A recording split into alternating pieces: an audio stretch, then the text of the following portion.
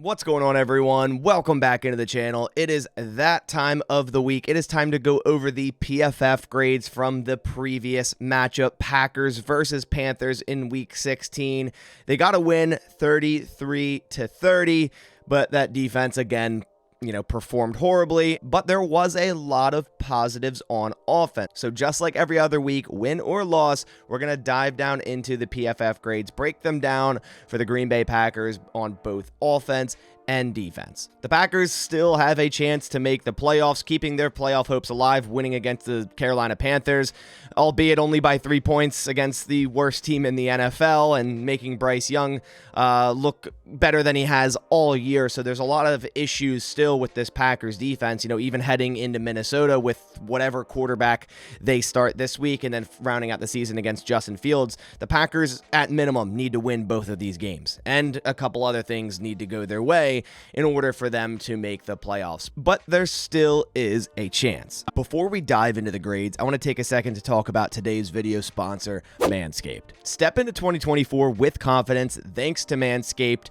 where resolutions are met and hairs are neatly kept. As the new year approaches, why not make self-improvement a breeze by keeping your body well groomed? Introducing the Manscaped's Performance Package 5.0 Ultra, the ultimate all-inclusive kit to help you feel confident and clean-cut as you should, featuring the Powerhouse Lawnmower 5.0 Ultra. So kick off 2024 with a trim above the rest. Use my code BASS20 to get 20% off your entire order plus free shipping at manscaped.com. Their 5th generation lawnmower features 2 interchangeable next-gen skin-safe blade heads, a standard one for taking a little off the top, and a new foil blade to go smooth wherever your heart desires. Did I mention that it's waterproof too? New Year's resolutions come and go, but a well-groomed you is here to stay with Manscaped's latest and greatest. New year, new you, and definitely a new trimmer. Manscaped's got your grooming resolutions covered. So go get 20% off plus free shipping using code BASS20. That's 20% off your entire order plus free shipping at manscaped.com with code BASS20. Happy New Year to your balls. All right, so now let's dive into the grades from this week 16 game. So we all can agree that the offense performed very well in this game.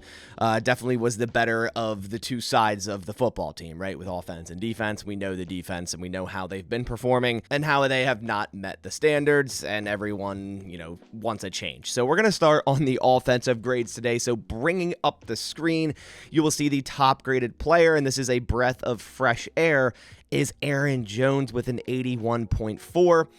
Pass block grade 77.5, running grade 83.6. This was definitely his best graded game all season. As we see here, looking at his grades, he has some very low games, but he's been banged up basically this whole year. So it was nice to see a full 100% healthy Aaron Jones game in this game.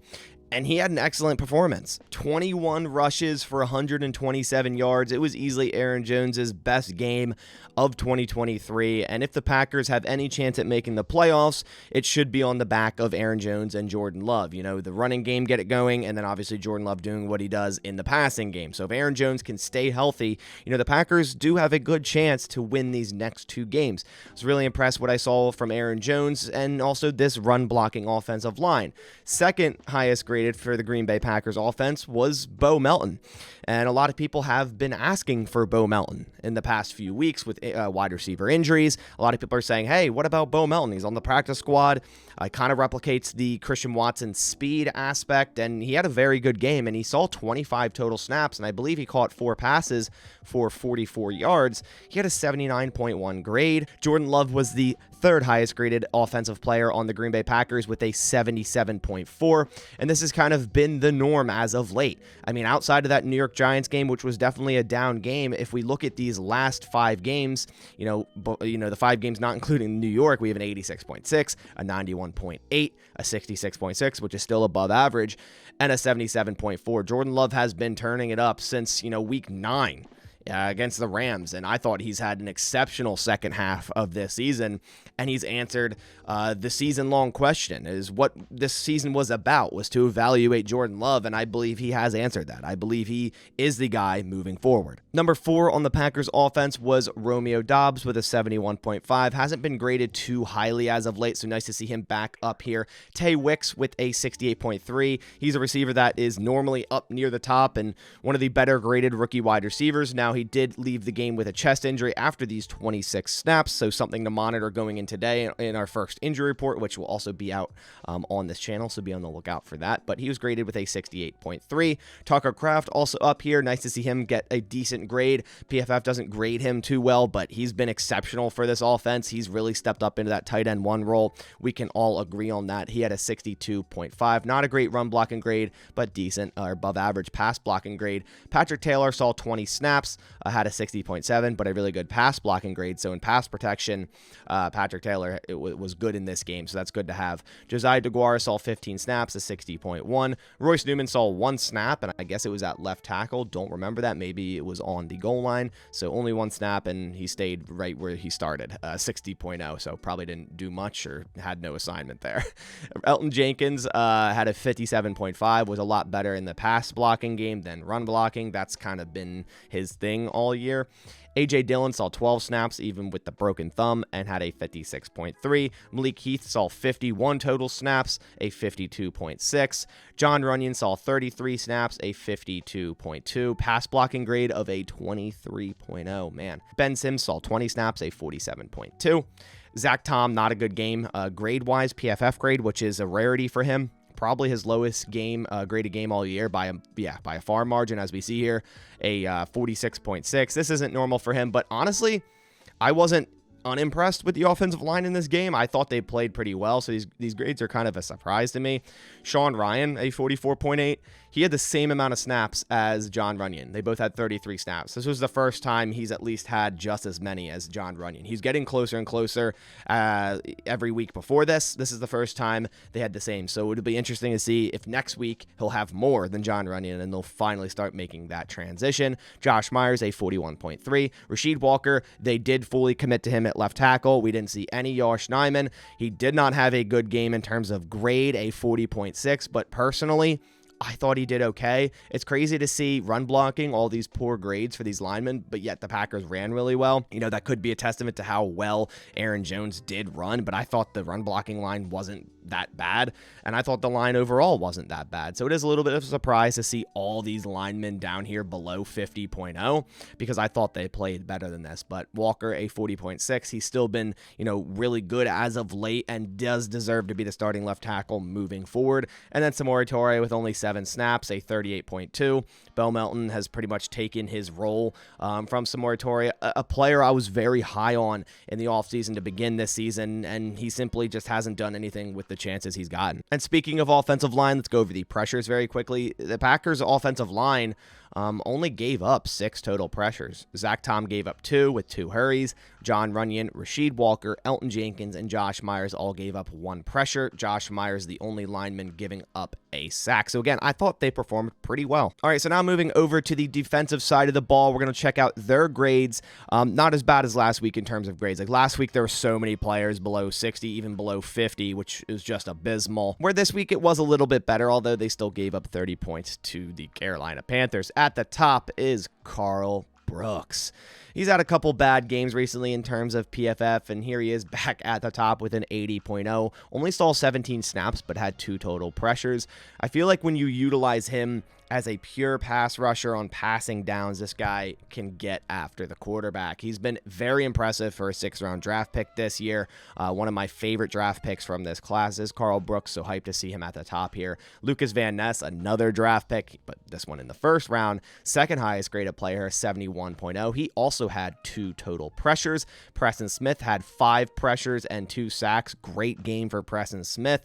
In this one, a 70.3. Colby Wooden, another draft pick, only 8 snaps. So Carl Brooks has almost been doubling his snaps almost every game. even though Colby Wooden being a higher draft pick than Brooks. It just seems Brooks is more pro ready. And I was kind of saying that after the draft, happened. Carl Brooks will likely get more snaps than Colby Wooden in year one.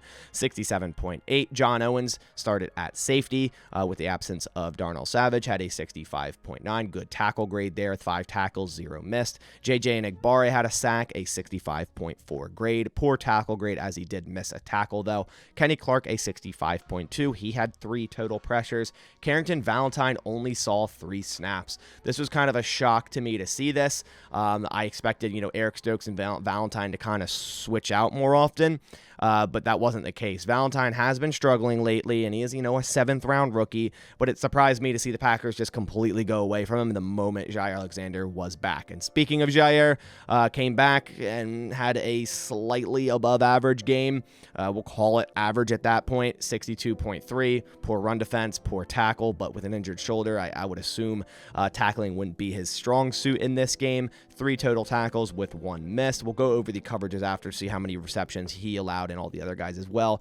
Rudy Ford got benched for Anthony Johnson Jr. He only saw 7 snaps, which, I'm glad to see more Anthony Johnson Jr. He didn't grade well. He actually graded one of the worst players on defense, but I'm still glad to see more Anthony Johnson Jr. Although, in my opinion, I'd rather see Anthony Johnson Jr. and Rudy Ford than Anthony Johnson Jr. and John Owens, but we'll see what happens next week. Quay Walker, a 59.1, had good run defense, tackle, and pass rush, but poor coverage grade, so that's likely why he was so low here in terms of overall.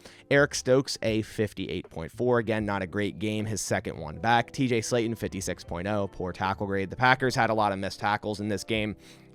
It's probably why the Panthers put up 30 against us. Rashawn Gary, not a great game, even though he had 3 pressures, but he also had a missed tackle, a 55.9. Keyshawn Nixon down at the bottom here, not a surprise. I feel like I say that every week, 51.4. Isaiah McDuffie, 43.3, filling in for Devondre Campbell with his injured neck. Then we see Anthony Johnson Jr., as I mentioned, he had a 40.7, had 3 missed tackles, and I did notice this during the game. I was like, damn, he's flying in there, he needs to wrap up.